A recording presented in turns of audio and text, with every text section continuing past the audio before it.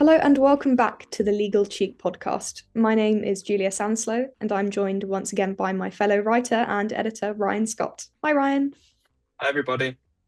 Hello, hello. So, as an aspiring solicitor, during your research on law firms, you and the audience are bound to come across a number of terms which seem to neatly categorize law firms: Magic Circle, Silver Circle, US headquartered, etc.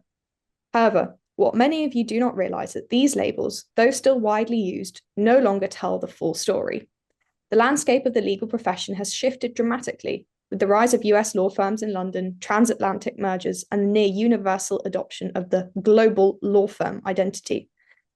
Whilst even the journalists who came up with these terms seem to accept that the landscape today is very different, today we'll explore the history of some of these terms, how much sway they still hold in the legal sector, and what they really mean for you aspiring lawyers navigating the market in 2026. So, Ryan, take us through the terms Magic Circle, Silver Circle. Give us a little bit of a history lesson. What do they mean and how do they come about? I was going to say that's exactly what we need. It's a history lesson. So before the Magic Circle, we had its predecessor, the Club of Nine. So this was kind of just an informal grouping of elite London city law firms before the rise of kind of this modern globalized law firm that we see today and that we're increasingly used to. And this term, the Club of Nine, came around in the post-war period, sometime between the 1960s and 1980s. It became prominent in that time. And it was composed of all your current Magic Circle, so Alan Overy, Clifford Chance, Freshfields, Linklater, Slaughter and May. And then we also had Herbert Smith, Hogan Lovells, which was then just Lovells, Norton Rose Fulbright, which was then just Norton Rose, and Stevenson Harwood.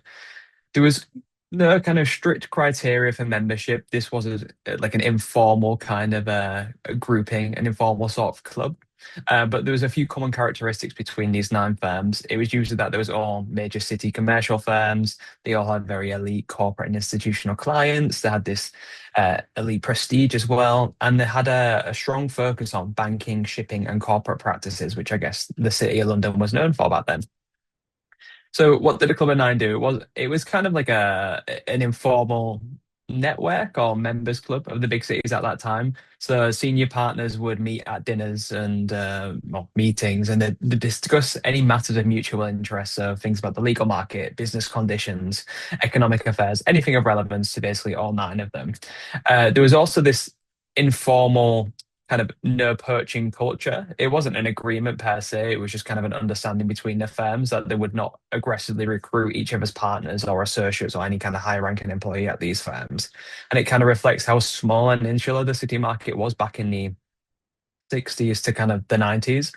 Um, and these firms altogether just represented kind of the old London-centric legal establishment. And it was long before kind of American firms had taken an interest, turned their gears across the Atlantic and thought, we're going to come to London and tap into the money that's here and really aggressively expand in this market. So it was just a lot of London-centric focus there. And then over time, the Club of Nine started to kind of wither away. Divides started to emerge between some of the firms. Some firms went for a period of kind of aggressive global expansion in the 90s. Some became really profitable. Some far dominated in international finance and corporate work. And that finance and corporate work kind of became synonymous with, well, it was work that was extremely lucrative, but it became synonymous, phenomenous. What word am I going for there? Synonymous with work at the top of the market, very high caliber work. There we go. And around about that time too, sadly, Stevenson Harwood was allegedly asked to leave the Club of Nine in 1996. Why? It was seen as too focused on shipping, whereas the others had kind of turned their attention more to this new kind of high-end corporate and banking work. And it hadn't experienced the same growth as other firms in the years leading up to 1996 is when it was reportedly asked to leave. Quite a lot of the rest of them experienced really strong profit growth and also did expanded internationally as well. So in the following years after that, after Stevenson Howard's exit, the club began to break down fully. And by 2000, it's reported that the kind of informal no poaching culture, that kind of deal they had in place, had completely gone away now, and they was free to poach whoever they wanted from any of the firms, including the Club of Nine. Then came along the Magic Circle. So, as the Club of Nine weakened, five of the firms still in there kind of increasingly stood apart. And that was Alan and Overy, which is obviously now A.No. Shaman, Clifford Chance, Freshfields, Linklaters, and Slaughter and May.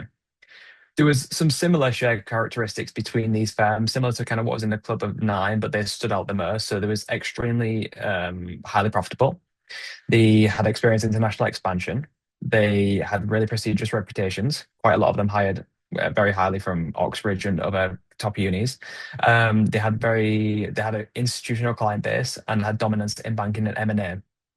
One of the exceptions, which we'll come to there, is kind of Slaughter and May with the international expansion point, and we'll see it still remains today as kind of somewhat as an anomaly and an outlier kind of in this group. But yeah, the Club of Nine was this traditional kind of clubby, the old London centric elites, whereas the Magic Circle was this kind of aggressive, international, highly profitable corporate powerhouses, and that's kind of the distinction between the two. Um, it's worth saying as well, Magic Circle was never a term that was coined by the law firms by themselves.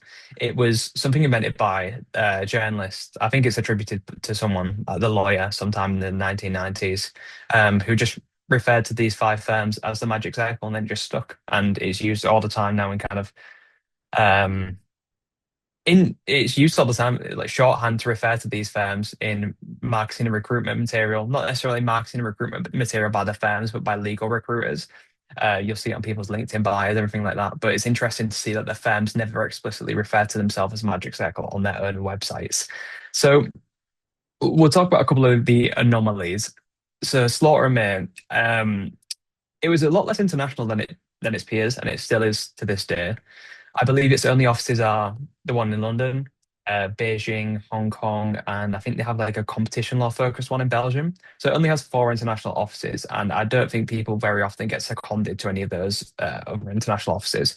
But it still had that enormous prestige associated with it, and it still does today. It does elite corporate advisory work, and it's also exceptionally profitable.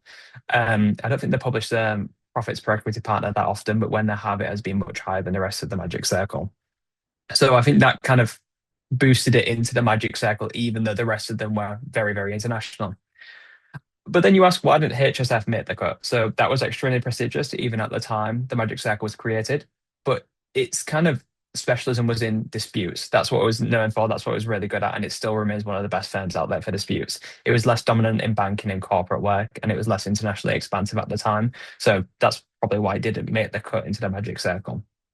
But then we had the kind of the category below the Magic Circle, I'll say. It doesn't mean they're worse. It was just another term coined by journalists, which was the Silver Circle. So that emerged obviously after the Magic Circle came along, came sometime in the late 1990s to the early 2000s. Um, it essentially described those elite city firms who, yes, came after the Magic Circle, but also had some type of quite a lot of them had a little specialism to them. So there's McFarland's, Trevor Smith, Ashurst, Herbert Smith Freehills, and BCLP. And you'll see at McFarland's have a strong specialist practice in private equity. HSF has a strong specialist practice in disputes, BCLP in real estate, and the rest are very good in mid-market corporate work and lots of other areas too. Historically, there was less international than Magic Circle firms, which kind of made the distinction more clear between Silver Circle and Magic Circle. But we'll come to this at the end of this podcast. But that distinction is no longer that relevant because quite a lot of the Silver Circle are hugely international now. Um, so yeah, I've heard just talking about some of the oddities in the Silver Circle, and then we'll move on to Julia discussing the US firms and the global elite. McFarlane's often cited as a bit of an oddity because I've heard it being called the Silver Circle Slaughters because it follows kind of a similar-ish business model. It's got very high prestige and it's got very high PEP, so profit per equity partner. It's in fact its profit per equity partner is higher than quite a lot of the Magic Circle firms, I believe. But once again, it's still much smaller and less international. So it's also one of those unique ones that stands out amongst the rest of them, like Slaughters is in the Magic Circle. Um, and same too with Ashurst. Ashurst at the time when it was designated Silver Circle might have been a good fit then, but since it has expanded all over Europe, Asia, the Middle East, and it had a tie-up with a firm called Blake Dawson in Australia, which expanded it significantly. And then, as you'll know if you've been reading Legal Cheek, they have got a tie-up with Ashurst or Perkins Coie, which is a US firm scheduled to happen sometime later this year, I believe. Yeah. Yeah, Julia's nodding, so I'll take that. Sometime later this year, they're tying up with a US firm, so they're going to become transatlantic like that. And Herbert Smith Freehills has done that already. They became Herbert Smith Freehills Kramer with Kramer Levin. So these Silver Circle firms are now massively international, pretty much full service, and have band one rankings in lots of the big practice areas. Very good at corporate and finance work as well. So these terms of magic and Silver Circle aren't as strong or as accurate, I guess, as they used to be. But Julie, I'll pass on to you because I've rambled enough to talk about the US firms. No, absolutely. Thank you, Ryan. Great history lesson. And then, so you have this lovely, fun contrast between the silver and the magic circle and all of these boundaries breaking down in the London market. And then suddenly, come the 90s, the US firms start making their way into the London legal market and wreaking havoc. It's worth bearing in mind that there's been a US presence, a law firm presence in London since the 1970s, but broadly speaking, that really accelerated in the 90s when I think multinational legal partnerships were allowed in some way. I can't remember the exact way it's phrased, but essentially meant that you could send over your lawyers into a new country and establish offices there if you were a US law firm.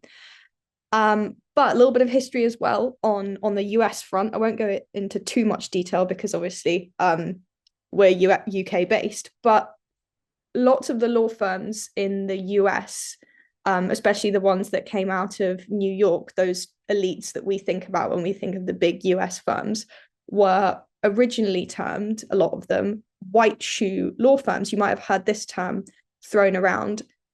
It's quite a controversial term, and it refers to other professional services as well. So accounting, investment banking, consultancy. But what it's referring to, if you ever hear it in, I don't know, when you're reading about law firms, is these white shoes, buckskin shoes with like red rubber soles that Ivy League school students used to wear. And it's essentially a symbol of like a particular class of people. So this East Coast prep school to Ivy League pipeline, which would then funnel a bunch of these students into elite law firms. And it's also associated heavily with the term WASP, which, for those of you who don't know, refers to white Anglo-Saxon and Protestants. So these white shoe law firms, by their very name, were inherently exclusionary. They did not hire people who weren't white. They did not hire people who were Catholic, for instance, or who had any other sort of religious affinity. And so it's associated, the term, with a kind of elitist, very traditional, conservative way of doing business. Not to say that they haven't, of course, changed over the years, but the original white shoe firms that get talked about the most are Cravath, Sullivan and Cromwell, and Davis Polk, I think. Cravath, obviously known for creating the Cravath system, which is used by a lot of US law firms these days. It's like a specific way of doing business and organizing things, because before one of these lawyers came around, the guy, Cravath, law firms were quite disorganized. They were they didn't even use proper filing systems. And he said, no, this is not how we're going to do it. So he hired like a proper librarian from a university to come and organize their law firms. So the kind of culture and practice that's really been associated with these firms is, elite, hiring from places like Harvard, Yale, Columbia, having a big focus on corporate practices and ignoring some of the more gritty areas, like, for instance, restructuring. So you went from this like association of legal practice with like exclusively litigation focused, and then these guys came along and said, no, we're going to start doing big business, these big shiny deals, but we're not going to help out when it comes to like the yucky things have gone wrong. Restructuring, for instance, is the example that gets used. We're going to do the nice shiny big ticket stuff. And I think a lot of people associate the term, with just this kind of slightly stuck in its ways way of thinking. And so people are often quite surprised that lots of the big firms in the US that have made it over to the UK market were not traditionally white shoe firms, because they did not start in New York on Wall Street specifically, and they didn't have this waspy history. So the likes of like Kirkland, for instance, Chicago based. Latham, that was found in California and LA. Paul Weiss, I think I can't remember where they were founded, but even if it was New York, it wasn't like they weren't really included in this club of white shoe firms. Weil famously started in Midtown, further down, because people weren't, hiring Jewish people for their law firm. So they said, no, we're going to do our own thing. Fine, we'll start our own law firm. And so there's this sort of historic split between US firms, which I don't think is talked about often enough. But yeah, that's just a bit of a history lesson. So what does it look like in the London legal market today? You often hear the word US headquartered when you're looking into applying for training contracts as like an aspiring solicitor. And, these US firms have been in London for quite a while now, but the last few years has seen a huge amount of activity in London, and this has mostly been driven by private capital.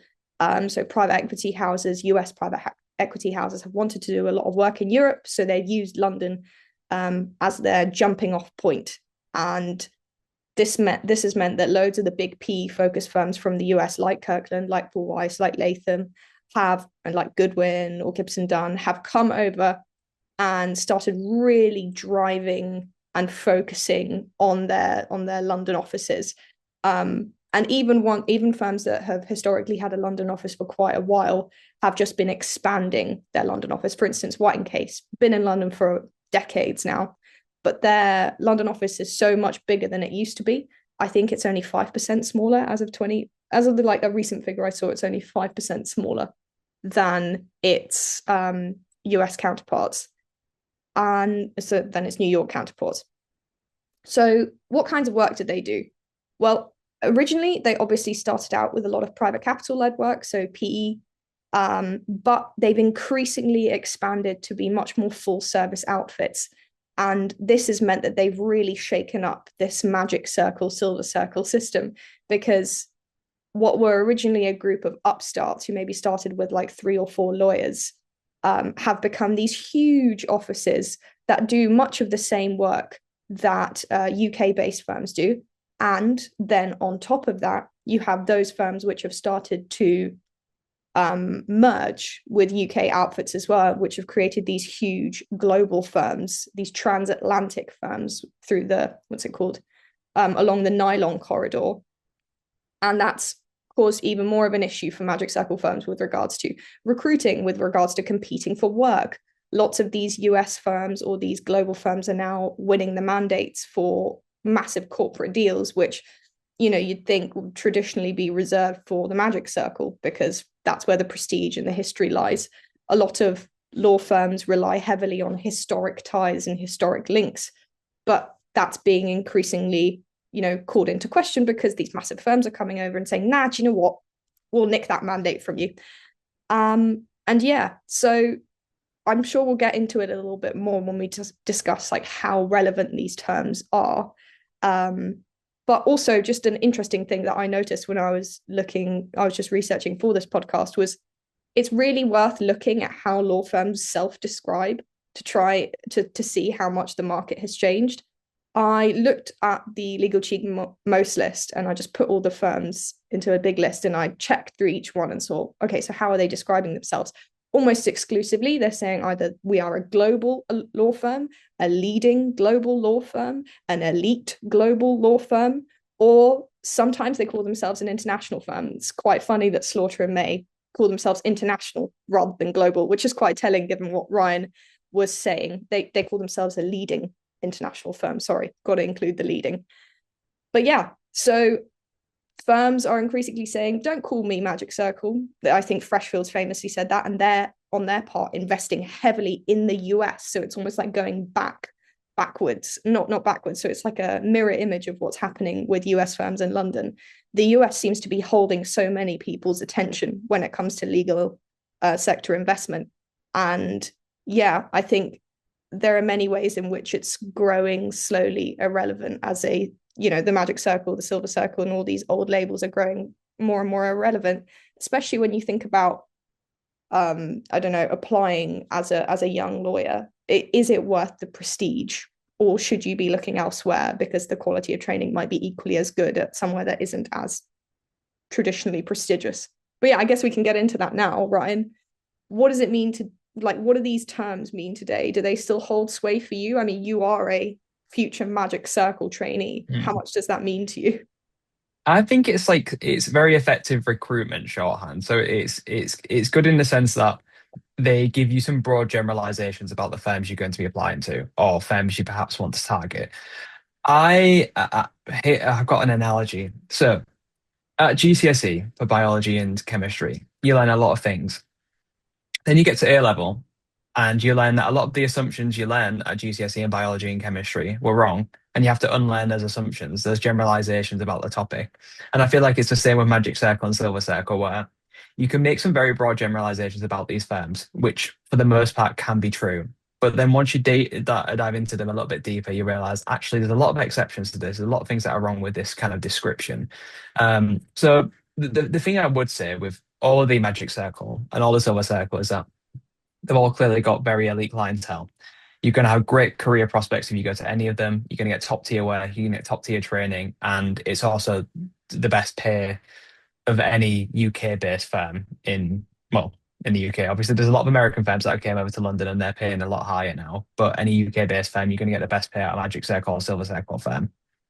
However, I think there are some kind of ways in which the distinction is no longer relevant or the terms for the groups are no longer relevant. So the firms within each group are increasingly different. So Slaughter and May is radically different from A&O Shaman, for example. A&O Shaman's the result of a transatlantic merger. Slaughter and May has a best friends network where it doesn't actually have, it does have four international offices, but for the most part, it gets its international work through working with local firms in different countries rather than setting up shop by itself there. Um, Whereas A&O Sherman has like offices all over the world, all over like America now, because they merged with Sherman and Sterling.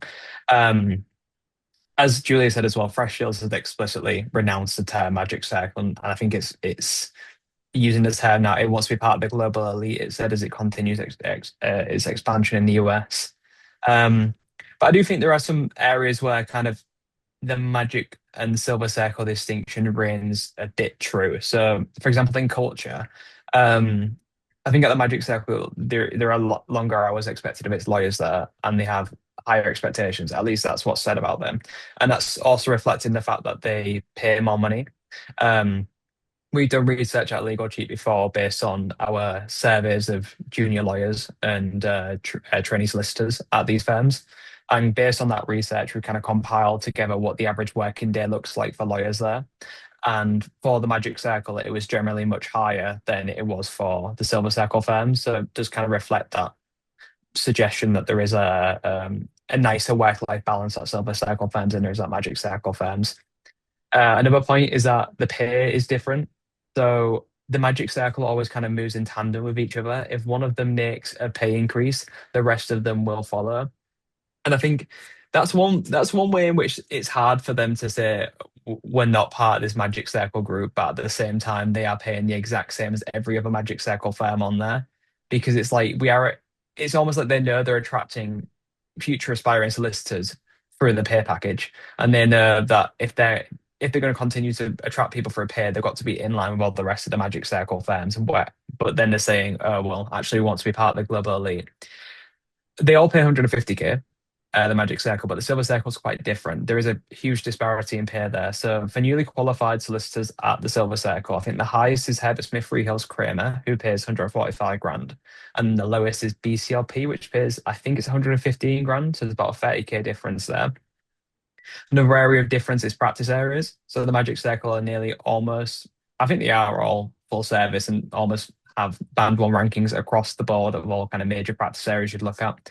Whereas the Silver Circle, they are not, some of them are near full service, but some of them also have some more specialist practice areas. As we say, BCLP is really good at real estate. McFarland is really good at private equity, for example, and they do a lot of mid-market corporate work.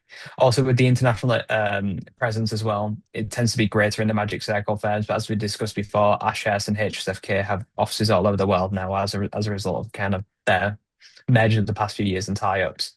But yeah, Julia, do you want to talk about well, anything to do with Magic or Silver Circles, or whether you still think these terms are of any weight, of any relevance today?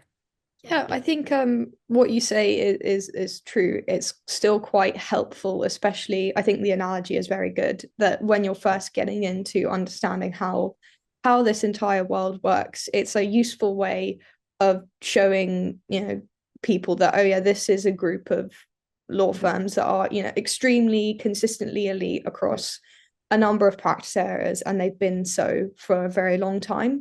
And they have these relationships with all sorts of institutional clients across the board, and they consistently get these massive pieces of work, and they're paying their junior lawyers accordingly, etc. I think where it does, and when you're thinking about it in terms of like UK firms, it still holds weight. But I think because of how many US firms have just shoved their way into the London market, that's where it falls short.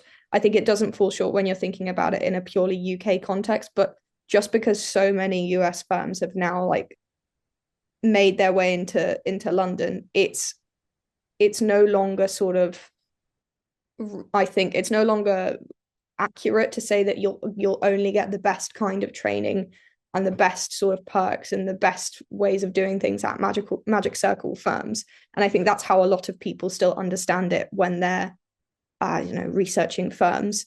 I think there are key differences. I think the cliche one is that US firms tend to be smaller, therefore you're going to get a different style of training, yada yada yada. We've talked about that a lot of times. But there are obviously US firms that are really big now. I think I've said White and Case a couple times this episode, but they have almost as many trainees as some of these, not quite as many as Clifford Chance, but they have like a Magic Circle number, I sorry, have of about 50 trainees. at White and Case, I think. Yeah, yeah. How many is it at Clifford Chance overall? It's almost 100, It's isn't it? 100, but I think the lowest of the Magic Circle is like in Sherman at 70, but it's Yeah. above. I think 50 is more than most of the Silver Circle have. Yeah. Yeah, exactly. And that's a US firm. They're quite full service as well. And the other cliche that you hear a lot is that because of their focus on private capital and because of their relative newness, loads of US firms haven't had the time to put down their roots yet, and they aren't as full service yet. So you're best served going to a Magic Circle firm which has expertise across the board. Um, because at a US firm you'll be stuck doing finance all the time for it, or like private funds or something. That's also increasingly not the case as they expand, and they've been here for quite a while. Why, in case you can do some really amazing like dispute seats, for instance. I'm just using them as my example. um, and so this idea that US firms are like automatically mean narrow training is also increasingly less of a case. And so when you take that into account, what you really have to just do is realize that each of these firms needs their own like level of research, and you need to just look into them, because just saying that US firm equals X or Magic Circle firm equals X is no longer going to, tell you as much as you need to know when you're making decisions about your career. So yeah, I think that's just the most important thing. For instance, Paul Weiss have barely been in London, so they're obviously going to have fewer options as a trainee for you to do all sorts of different kinds of seats. But I'm just looking at the list of firms here. If you go to somewhere, yeah, if you go to somewhere like Wine Case, I suppose is the best example, you'll have a much broader menu of seats. Yeah, but if you go to somewhere like let's see, Gibson Dunn, you're going to be doing a lot of private equity, I can imagine. So yeah, I don't know. It's hard to tell. I think categorizing things very cleanly in this world where transatlantic mergers seem to be happening left, right, and center, expansion seems to be the only way of doing business. It's hard because it's no longer so static. Law firms are opening offices every other day, and it seems that they're all hiring from each other at a rapid rate. So I think, yes, it's a good introductory way of thinking about things, but um, I've seen some people say they feel a little bit bad if they don't get like a Magic Circle training contract, because they feel like it's not as Absolutely like, not. yeah, I can't remember where I saw it. It was on some sort of forum. Yeah, I've heard people say that before, but it's just so even beyond our discussion of Exactly, yeah. these generalizations of US globally Magic Circle, Silver Circle, there are so many firms in the city and beyond the city actually that do excellent things in increasingly niche like specialisms. You've got Yeah. Bird and Boutique. Bird and Yeah. yeah, Bird and Bristow's are super good at like IP technology media stuff. You've got Clyde and Co, who's excellent at insurance. Watson, Farley, and Williams, they do like shipping, aviation, transport, all that type. They're really good at projects too. If you're interested in that sort, and that's one more Bond Dickinson. They're really good at projects. Yeah. If you're interested in something, there is a firm out there for you beyond these kind of just generalizations. It just so happens that I find the Magic Circle and Silver Circle are so big that they tend to be full service and they tend to be good across the broad. I tried that twice and it was wrong both times. Across the board. In fact, that was kind of my motivation for. Um, I didn't apply just for Magic Circle at all. I applied for Magic Circle, Silver Circle, things beyond that, below. I'm not. It's not even a categorization of beyond or below. It's they're either in it or out. I applied for firms that do niche specialisms. I applied for some US firms too. It for me personally, it was all to do with kind of what was the culture like when I went. I tried to go to as many interactions to see if I got along with the people there, and I really like the people at my firm. They're really nice, easy to get along with. All seemed really intelligent, like passionate about what they do, and it just seemed like it'd be a great place to work. I'm sure you'll have that with lots of firms that um, the work seems so kind of, I don't know, diverse and interesting. Like we had all sorts of different practice areas you could try. But I went to a lot of like kind of niche and sector specialist firms as well that I really enjoyed. I think there's something out there for everyone, and you shouldn't kind of feel any sort of way just because someone else has got because of these categorizations that are in place that at the end of the day don't really mean much anymore. But yeah, I mean that's all from my part. I have nothing more to add kind of No, it's on the distinction here. That's completely fine. I think, yeah, use it as an entry point, but be Mm. wary of letting it dictate all of your decisions. As in, there's no use just applying to all of the Magic Circle firms, just without considering the differences amongst them or the fact that there are lots of other options. For instance, not that I think anyone's done that, but there's no use doing it just for the sake of it. There's lots of law firms out there. There's lots of boutique firms, firms with very interesting specialisms, and it really is just down to your personal preference. So that seems to be the mantra of every single episode. Just make sure you know yourself and what you like. Um, and that will And give what matters most to you, yeah. exactly. Yeah. But that is all from me. And that's all from me as well. Yeah. Well, see you all next week. Thank you very much for listening and have a lovely rest of the day. Bye bye. Bye everyone.